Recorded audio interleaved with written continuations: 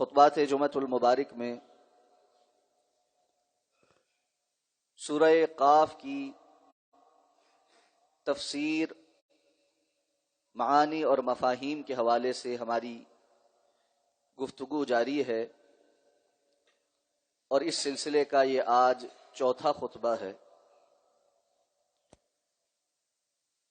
اللہ رب العزت نے ابتدا میں ارشاد فرمایا کہ قاف والقرآن المجید، قسم ہے قرآن مجید کی، بل عجیبوا ان جاءہم منذر منہم، بلکہ یہ تعجب میں ہیں کہ ان کے پاس انہی میں سے ایک ڈرانے والا آیا ہے۔ فقال الکافرون ھذا شیء عجیب، تو پس کافروں نے کہا کہ یہ تو ایک بڑی عجیب شے ہے۔ رب کائنات کے ان فرامین کے متعلق گزشتہ خطبات میں تفصیل کے ساتھ بات مکمل ہو چکی۔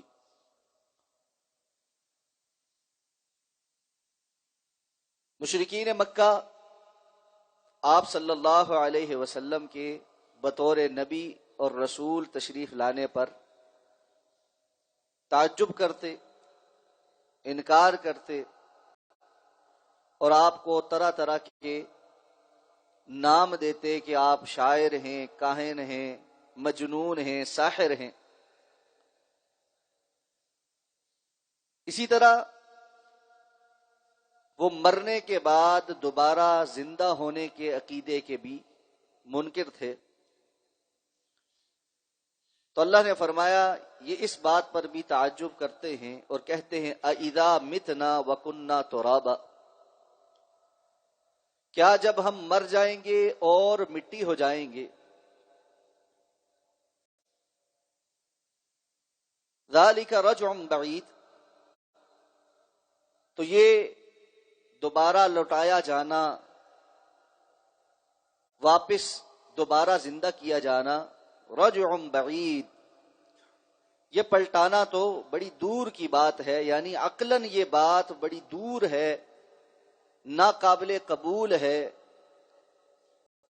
کہ جو جسم مٹی ہو جائے، ریزہ ریزہ ہو جائے، انسان کی ہڈیاں گل سڑ جائیں، وہ دوبارہ سے مٹی سے اٹھے گا، بنایا جائے گا، حساب کتاب ہوگا، اس بات کے وہ انکاری تھے۔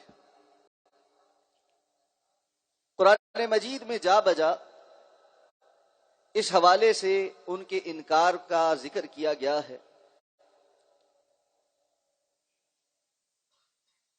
اور مختلف الفاظ جو وہ کہتے تھے اللہ رب العزت نے اپنی کتاب میں وہ نقل کیے ہیں، اور یہ بھی کہتے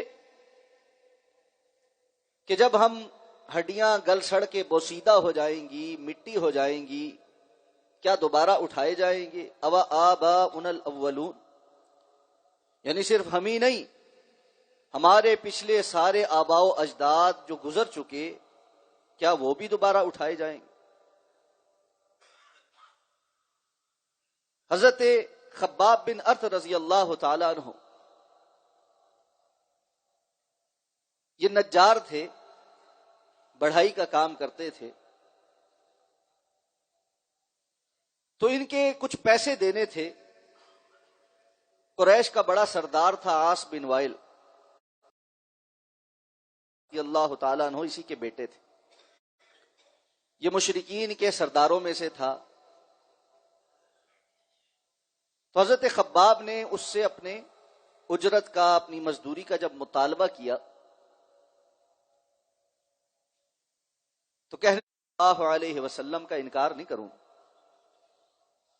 آگے سے تمسخر کر کے کہنے لگا اچھا مر کر دوبارہ بھی اٹھنا؟ حضرت خباب نے فرمایا کیوں نہیں، مر کر یقیناً دوبارہ اٹھنا ہے۔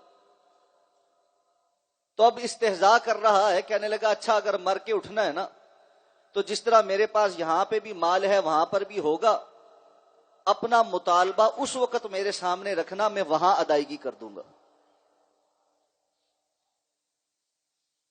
ایک اور روایت میں اسی عاص بن وائل یا امیہ بن خلف، ان دونوں میں سے نام آتے ہیں، قبرستان سے گزرتے ہوئے اس نے ایک بوسیدہ پرانی ہڈی اٹھائی اور رسول اللہ صلی اللہ علیہ وسلم کے سامنے آیا، ایک ہڈی کو دوسری پر مارا، اس کو چورا چورا، وہ بوسیدہ تھی، جب وہ ہو گئی تو کہنے لگا کہ ان بوسیدہ ہڈیوں کو کون زندہ کرے گا؟ ابن کثیر رحمہ اللہ فرماتے ہیں سورہ یاسین کی یہ آیات اسی وقت نازل ہوئیں کہ من یحیی العظام وہی رمیم، کون ہے جو ان ہڈیوں کو زندہ کرے گا جبکہ یہ ریزہ ریزہ ہو چکی، بکھر چکی؟ قل یحییھا الذی انشأھا اول مرہ، اللہ کے رسول آپ کہیے ان کو وہ ذات زندہ کرے گی جس نے پہلی مرتبہ اس کو وجود بخشا تھا۔ اور قرآن مجید نے ان کے اس انکار کا جا بجا یہی جواب دیا ہے، اور دیگر نشانیوں کی جانب اشارے کے ساتھ ساتھ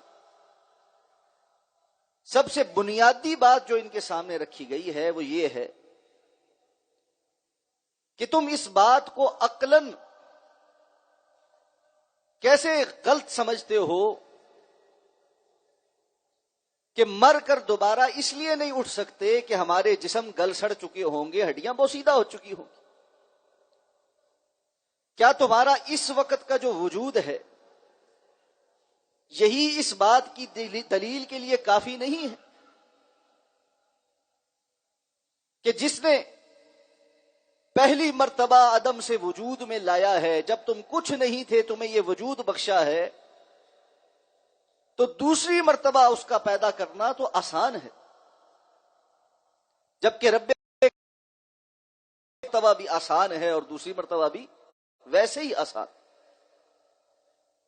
اس لیے قرآن مجید میں اللہ نے یہ بات بھی واضح کی کہ جس رب نے پہلی مرتبہ پیدا کیا کیا وہ دوبارہ پیدا کرنے پر قادر نہیں؟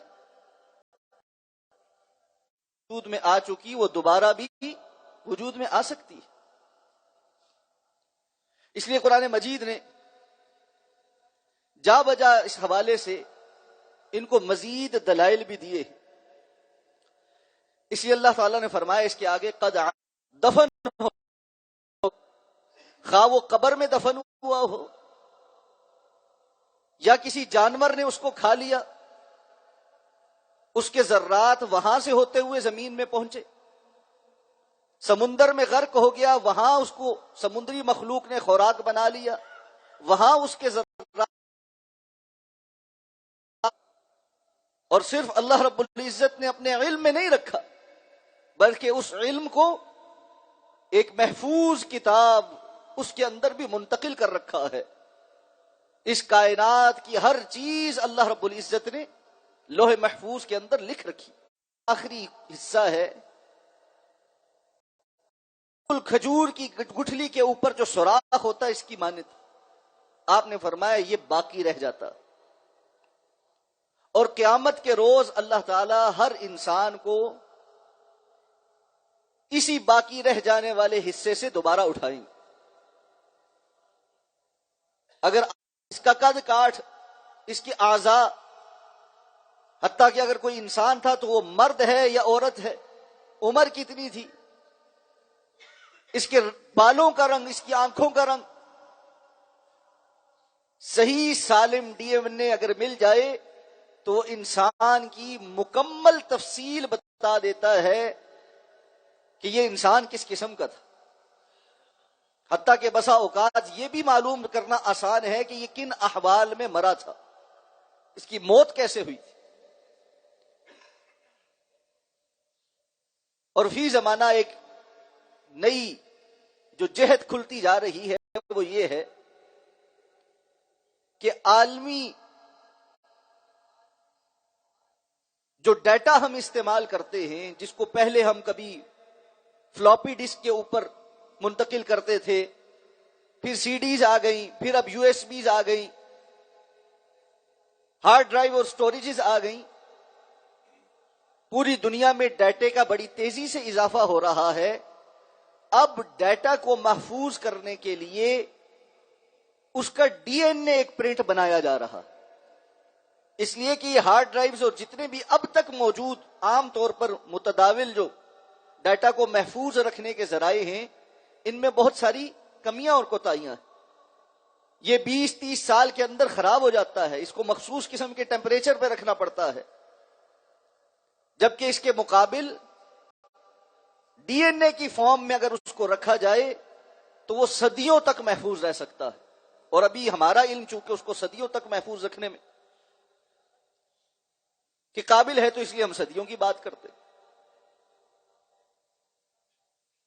اور اس حوالے سے اگر کوئی بندہ کوئی تحقیق کرے تو بڑا دلچسپ موضوع ہے کہ فی زمانہ جو ہمارے ہاں بہت بڑی بڑی ٹیکنالوجی کی جو کمپنیز ہیں، جیسے گوگل ہے یا فیس بک ہے یا اس طرح کی، جن کے پاس بہت زیادہ ڈیٹا ہے، وہ بہت جلد اپنے تمام ڈیٹا کو انتہائی باریک اور انتہائی کم جگہ گھیرنے والے ڈی این اے پہ ٹرانسفر کرنے والے ہیں۔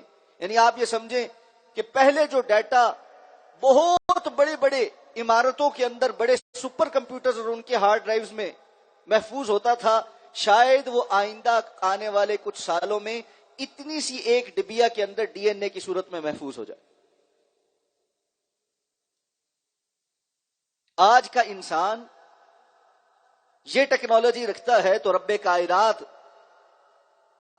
تمام انسانوں کے ڈی این اے کو اپنے پاس محفوظ رکھنے کا کیسا نظام رکھتے ہوں گے؟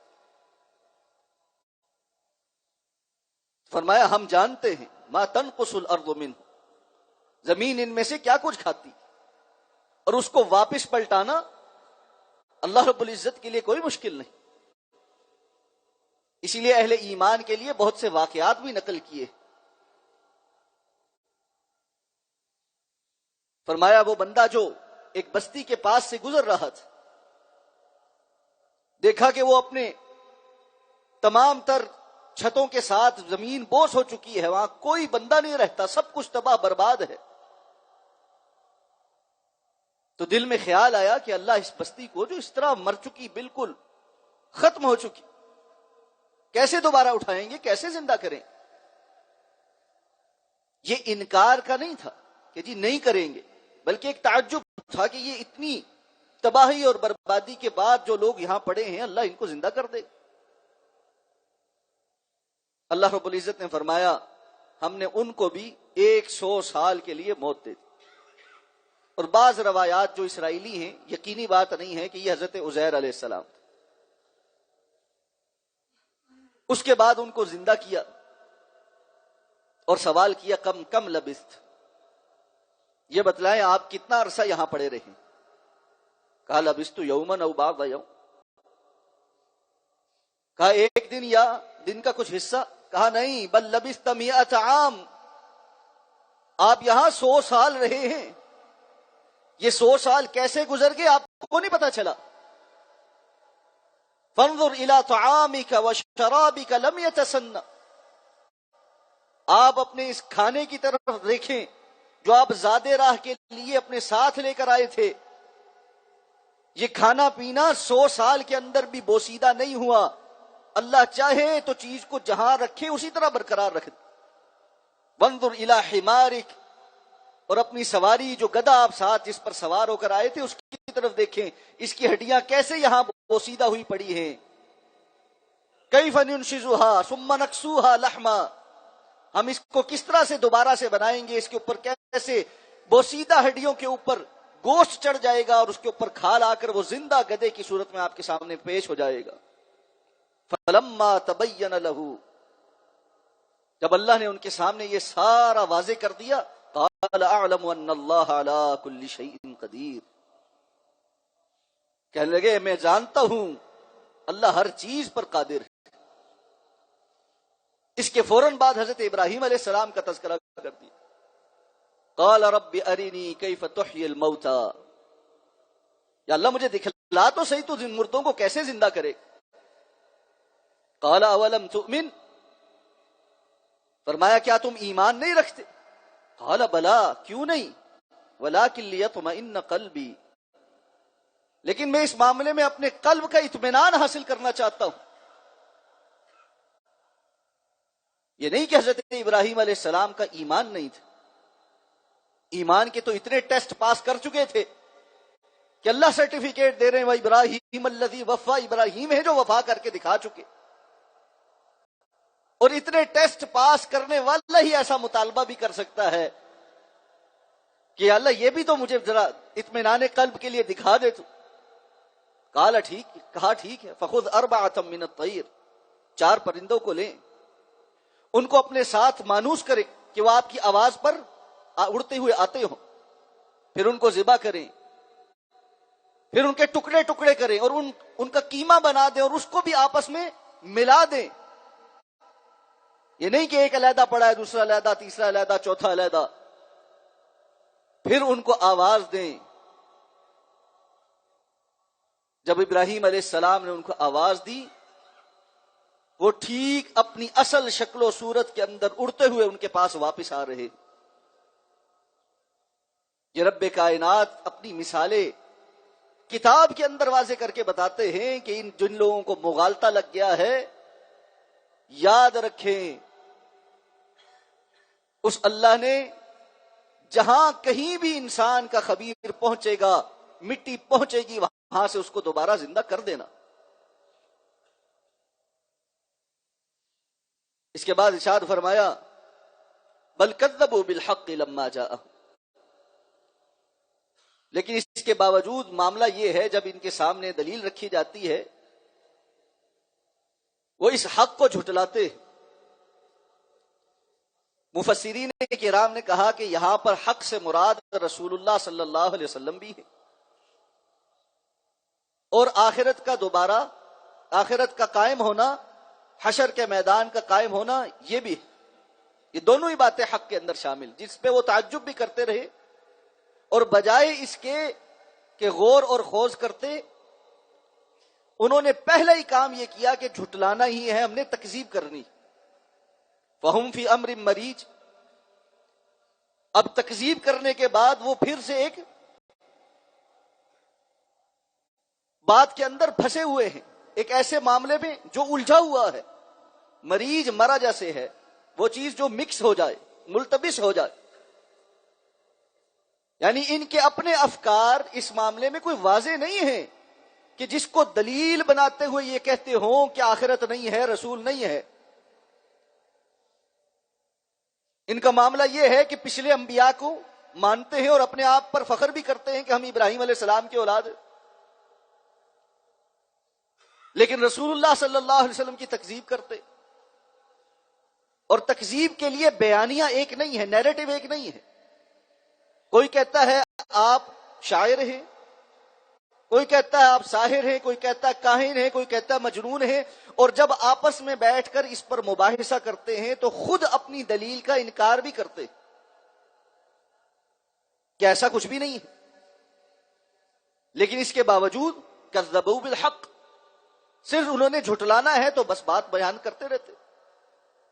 آخرت کے معاملے میں بھی ان کے پاس دلیل کوئی نہیں ہے کہ مرنے کے بعد ہوگا کیا۔ اگر تو دنیا یہی ہے کہ پیدا ہوئے اور مر جانا ہے، پھر تو یہ بڑی بیکار جگہ ہے۔ جو انسان یہاں پر آیا اس کو اپنی مرضی کے مطابق کچھ حاصل نہیں ہوتا، بعض چیزیں حاصل ہو جاتی ہیں، بہت ساری رہ جاتی۔ ہزاروں خواہشیں ایسی کہ ہر خواہش پہ دم نکلی۔ کتنی خواہشیں انسان کی ہیں نہیں پوری ہوتی۔ اگر اس کا آخرت پر ایمان نہیں ہے، یقین نہیں ہے، تو پھر تو اس کے لیے دنیا بڑی مشکل جگہ۔ دنیا ویسے ہی مشکل جگہ ہے، اللہ نے بنائی مشکل ہے۔ امتحان جو ہے، امتحان کا کوئی آسان ہوتی، لیکن جو آخرت پر ایمان نہ رکھے اس کے لیے تو یہاں سوائے حسرتوں کے اور کچھ نہیں۔ پہلے کچھ حاصل کرنے کی حسرتیں، اس کے پیچھے دوڑ دوڑ دوڑ کے جب وہ حاصل ہو جائے، پھر جسمانی صلاحیتوں کے ختم ہونے کی حسرتیں، اگر کسی طور اور بھی کچھ باقی ہو تو پھر اس دنیا سے جانے کی حسرتیں کہ جب سب کچھ پاس ہے تو اب یہاں باقی رہنا نہیں ہے، اب تو مرنے والا ہو، حسرت ہی حسرت۔ اس لیے فرمایا یہ ایک الجھے ہوئے معاملے میں پھنس گئے، اور پھر فرمایا کیا یہ غور نہیں کرتے؟ افلم ينظروا الى السماء فوقهم كيف بنيناها، کیا یہ اپنے اوپر قائم آسمان کو نہیں دیکھتے کہ ہم نے اس کو کیسے بنایا ہے؟ وزیناها، اس کو مزین بھی کیا ہے، وما لها من فروج، اور اس کے اندر کوئی جھول بھی نہیں۔ اتنی بڑی مخلوق جسے رب نے بنائی ہے، فرمایا لخلق السماوات والارض اکبر من خلقہ، ان کو یہ سوچنا چاہیے آسمانوں اور زمین کا تخلیق کرنا ان کے پیدا کرنے سے بہت بڑا کام ہے۔ جو رب کائنات آسمانوں جیسی مخلوق اور زمین جیسی اور کائنات جیسی وسیع مخلوق بنا سکتا ہے، اس کے لیے انسانوں کو دوبارہ اٹھا کر پیدا کر دینا کوئی مشکل کام؟ آج ہم جانتے ہیں آسمان کی وسعت کس قدر ہے کہ تمام تر ٹیکنالوجی کے باوجود علم الفلکیات والے یہ کہتے ہیں ہم اس آسمان کا کنارہ نہیں دیکھ سکے ابھی تک، اور جس سیارے کی روشنی آج تک ہم تک پہنچی ہے جو سب سے دور ہے، اور روشنی کی رفتار ہے 1,86,000 میل فی سیکنڈ، اس رفتار سے وہ روشنی سفر کرتی ہوئی ہم تک پہنچی ہے تو وہ 4 کھرب نوری سال پہلے وہاں سے چلی تھی، اور 4 کھرب نوری سال یعنی کوئی ایک جسم روشنی کی رفتار سے چلے، 1 سال میں وہ جتنا عرصہ طے کرے گا، جتنا فاصلہ طے کرے گا وہ 1 نوری سال۔ تو وہ روشنی جو ہم تک پہنچی ہے وہ 4 کھرب نوری سال دور ہے، اور اس کے باوجود ماہرین فلکیات کہتے ہیں شاید ہم نے اپنی خلا کا صرف 3 سے 4% ابھی ایکسپلور کیا ہے، 96 سے 97% ابھی تک اندھیرے میں ہے۔ جس رب کائنات نے یہ ایک آسمان نہیں 7 بنائے ہیں، 7 سماوات طباقا، تہ در تہ ایک دوسرے کے اوپر، اور رسول اللہ صلی اللہ علیہ وسلم نے فرمایا ہر آسمان کے سے دوسرے آسمان کے درمیان اتنا ہی خلا ہے جتنا زمین اور آسمان دنیا کے درمیان خلا۔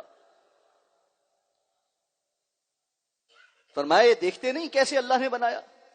وما لها من فروج، اس کے باوجود کہ یہ اتنا بڑا ہے ابھی تک انسان کو اس کا کنارہ نہیں ملتا، اس میں کوئی جھول نہیں ہے، ہمیں تو 100 میٹر کا شامیانہ لگانا پڑ جائے مصیبت پڑ جاتی، چھت تھوڑی لمبی ہو جائے تو اس کے اندر پلر گاڑنے پڑتے ہیں کہ بغیر ستونوں کے اتنی لمبی بات بن نہیں سکتی۔ یہ انسان ہے جس کے پاس اتنی سی صلاحیت ہے کہ وہ ایک حد سے زیادہ بغیر ستون کے کسی چیز کو ہوا میں کھڑا نہیں کر سکتا۔ وہ رب کائنات کے متعلق کہتا ہے کہ وہ مارنے کے بعد دوبارہ کیسے اٹھائے گا؟ وَالْأَرْضَ مَدَدْنَاهَا، کیا یہ زمین کو نہیں دیکھتے کہ ہم نے اس کو کس طرح بچھایا ہے؟ وَأَلْقَيْنَا فِيهَا رَوَاسِيَ، اور اس کے اندر ہم نے پہاڑ گاڑے ہیں، وَأَنبَتْنَا فِيهَا مِن كُلِّ زَوْجٍ بَهِيجٍ، اور ہر قسم کے خوشنما قسم کے پودے اور چیزیں اس سے اگائی ہیں، تَبْصِرَةً وَذِكْرًا،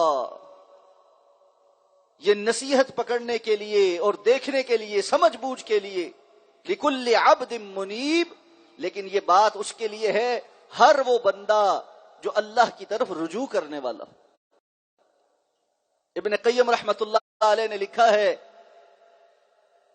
انابت کی جو صفت ہے یہ منیب، جس میں اسی صورت میں آگے چل کے کہا کہ جو اللہ رب العزت سے غیب پر ایمان رکھتے ہوئے ڈرتا رہا، وَجَاءَ بِقَلْبٍ مُنِيبٍ، جو کثرت سے توبہ کرنے والا ہے۔ انابت کب آتی ہے؟ جب بندہ اللہ پر ایمان رکھنے کے ساتھ سب سے زیادہ اللہ سے محبت بھی شروع کر دیتا، اس کے دل میں اللہ سے زیادہ کسی اور کی محبت نہیں ہوتی، اور جب وہ اللہ رب العزت سے سوال کرنے کے علاوہ کسی اور سے سوال نہیں کرتا، جب اس کو کوئی بات لاحق ہو جاتی ہے وہ رجوع اللہ کی طرف ہی کرتا، پلٹ کر اللہ کی طرف ہی دیکھتا، اس کی امیدیں، اس کے آسرے سب اللہ رب العزت تک ہوتے۔ جو اس دل کے اندر اس سوچ کے ساتھ، اس ایمان کے ساتھ جیتا ہے وہ عبد منیب ہے۔ تو فرمایا یہ ساری چیزیں اس کے لیے دلیل بنتی ہیں، آنکھیں کھولتی ہیں جو عبد منیب ہو۔ ساتھ فرمایا وَنَزَّلْنَا مِنَ السَّمَاءِ مَاءً مُبَارَكًا،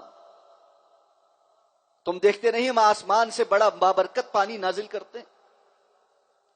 فَأَنبَتْنَا بِهِ جَنَّاتٍ، اس کے ذریعے بہت سے باغات اگا دیتے ہیں۔ وَحَبَّ الْحَصِيدِ، اور دانوں سے اناج اگا دیتے ہیں، وہ دانا جو بالکل بظاہر مردہ، سخت، موٹا، جس کے اندر کوئی ہریالی نہیں، زمین کے اندر پڑا رہتا ہے، بارش کے پانی کا چھٹا لگتا ہے، یہی پھٹ کر وہاں سے سرسبز کومپل باہر نکل کے ایک بڑا درخت بن جاتی ہے۔ کیا وہ رب کائنات اس زمین سے تمہیں دوبارہ اٹھا کر نہیں کھڑا کر سکتا؟ یا آسمان سے پانی کا نازل ہونا، اور اس کو اللہ نے ماء مبارکہ کہا ہے، برکت والا پانی۔ یہ بارش جو ہے یہ برکتوں والی ہوتی ہے۔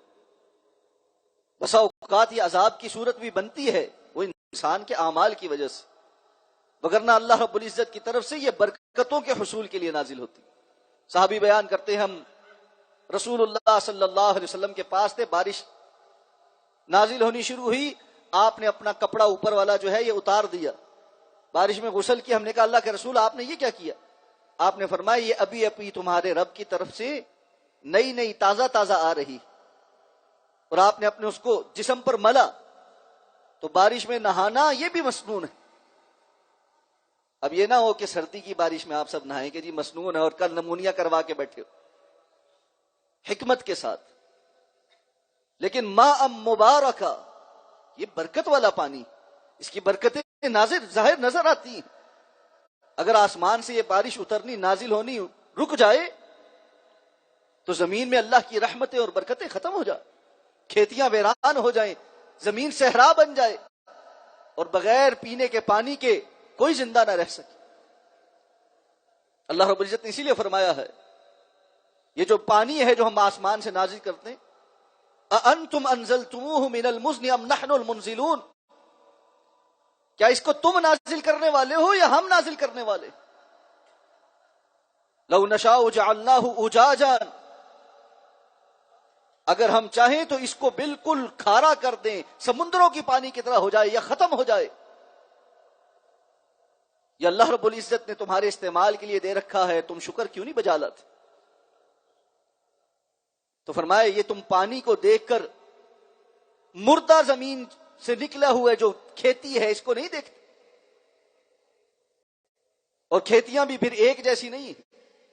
ساتھ فرمایا وَالنَّخْلَ بَاسِقَاتٍ لَهَا طَلْعٌ نَضِيدٌ، ایسے اونچی کھجور کے درخت جن کے خوشے بڑے تہ بتہ لگے ہوئے ایک ترتیب کے ساتھ، اور اس کے ساتھ فرمایا رزقا للعباد، یہ اللہ نکالتا ہے اپنے بندوں کے رزق کے لیے۔ وَأَحْيَيْنَا بِهِ بَلْدَةً مَيْتًا، اور اسی پانی کے ذریعے ہم کتنی بنجر زمینوں کو زندہ کر دیتے ہیں۔ كَذَلِكَ الْخُرُوجُ، بالکل اسی طرح تمہارا بھی زمین سے نکل کر آنا۔